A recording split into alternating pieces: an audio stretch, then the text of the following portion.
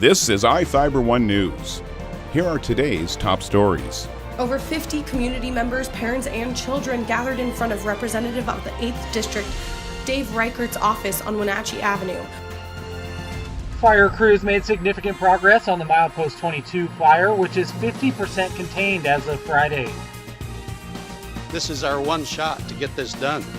That's what Moses Lake area Congressman Dan Newhouse is saying about the new immigration bill that he touts as the fix for the so-called broken immigration system in America. The annual Crescent Bar River Fest returns this weekend with water sport competitions, a motorcycle rally, and more. From the iFIBER 1 newsroom, this is iFIBER 1 News, and it starts now. Over 50 community members, parents, and children gathered in front of Representative of the 8th District, Dave Reichert's office on Wenatchee Avenue for a playdate protest in response to the U.S. Department of Justice's new zero-tolerance immigration crackdown, which has separated thousands of children from their parents.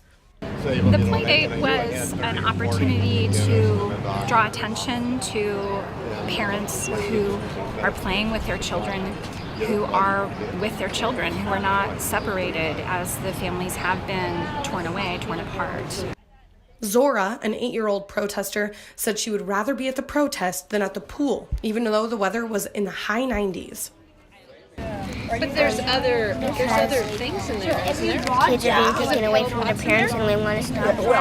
As people began to gather on the sidewalk, the doors of the building which Reichert's office was in had no trespassing signs, and a woman claiming to be the property manager had tied the doors shut from the inside. Wenatchee police were called to the scene, and members of the protest were asked to remain peaceful with a clear walkway on the sidewalk. Dave Reichert still hasn't made a comment on the matter. Those who were there making artwork and decorating a blanket for Reichert said they would gather all of the materials and drop it off at Reichert's office on a later date when the office doors weren't tied shut. I'm Madison Meyer with iFIBER 1 News. This segment is brought to you by... Change doesn't have to be complicated.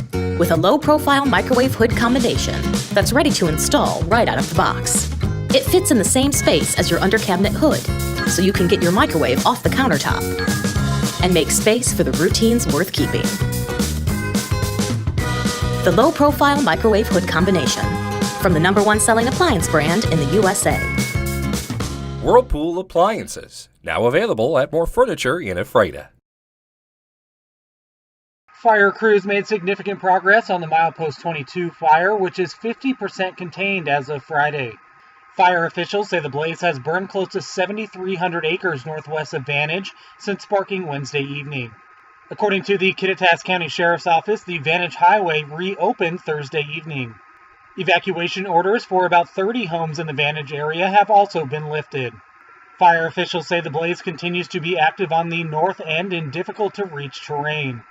According to Incident Management Team spokesperson Randy Shepard, fire containment lines held through the night, and crews are working Friday to reinforce the lines, as well as putting out hotspots and fires along the perimeter. About 275 personnel remain on scene, and they're hopeful that the fire will be fully contained by Saturday. No structures have been damaged and no injuries reported, and the cause of the fire remains under investigation. This is Joe Utter for iFIBER 1 News. This segment is brought to you by... Your taste buds bored? Well, then bring them to Jay's Teriyaki. Not only does Jay's have a variety of teriyaki dishes, they also offer mouth-watering salads and sides. Call Jay's 509-764-5155. Jay's Teriyaki, located at 123 East Broadway in Moses Lake, because it's all in the sauce. This is our one shot to get this done. That's what Moses Lake area Congressman Dan Newhouse is saying about the new immigration bill that he touts as the fix for the so-called broken immigration system in America.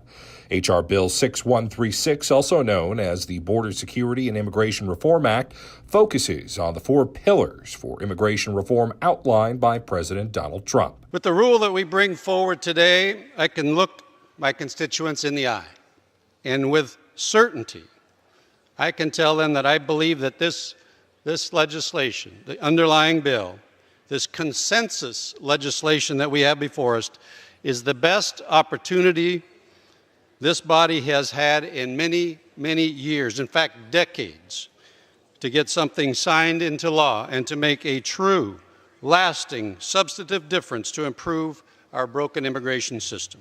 The bill proposes robust border security with $25 billion in advance appropriations to build the wall along the south U.S. border, more tools to prevent illegal immigration and smuggling, creating a new merit-based immigration program that rewards those with the skills, education, and work experience the U.S. needs, and it also keeps immigrant kids and parents together. But there's been a snag, says Newhouse. Anything that actually fulfills the president's goal of securing the border, my Democratic colleagues seemingly refuse to vote for. A bill vote in the House of Representatives chamber will happen sometime next week. I'm Sean Goggins for iFIBER 1 News. The annual Crescent Bar River Fest returns this weekend with water sport competitions, a motorcycle rally, and more. Festivities begin Friday at the Crescent Bar Recreation Area with an opening night party starting at 7 p.m. at Tower Pizza. Water ski clinics are also planned for Friday with 2 sessions throughout the day. Added this year is the first Crescent Bar Riverfest Fun Run kicking off at 8 a.m. on Saturday, starting at Friends Riviera and ending at Riverbend Park. The INT League Water Sports Tournament gets underway Saturday with opening ceremonies at 9 a.m. The event features water skiing and wakeboarding competitions. Saturday also includes a motorcycle ride and rally starting at 9 a.m. The about 4-hour ride will end at the festival with stops along the way.